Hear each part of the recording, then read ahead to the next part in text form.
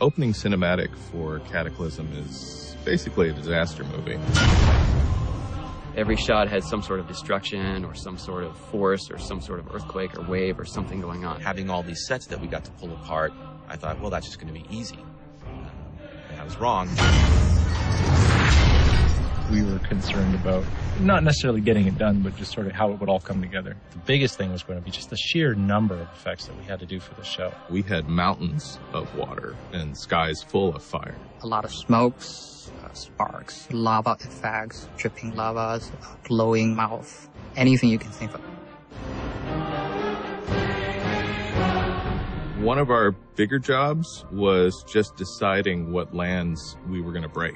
The wonderful thing about working on something like World of Warcraft is you have a very established set of environments. Every environment piece that we saw in the foreground and a bunch in the background had to be destroyed. So it was a kind of an environment-driven production rather than a character-driven production. It's a lot different than animating characters, but it doesn't mean that you can't put a lot of character into it. We went through a lot of iteration to capture the essence of those places, but also ground them in this sort of heightened reality.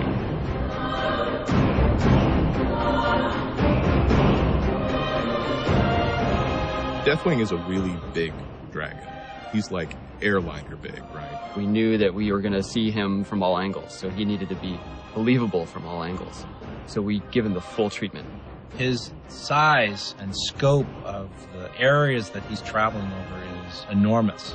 I was very afraid on a more macro level that we would build a fire or build smoke or embers or what have you, and that we would not be able to convey how big he really is.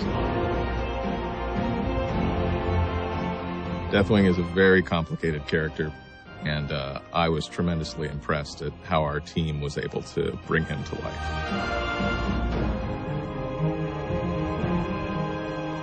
There's a really intense prospects trying to make all that work. In the end, it's really the best way that we need to tell the story. It turned out to be a fun project just to have modeling build all these crazy sets and then set it up so animators can tear it to the ground.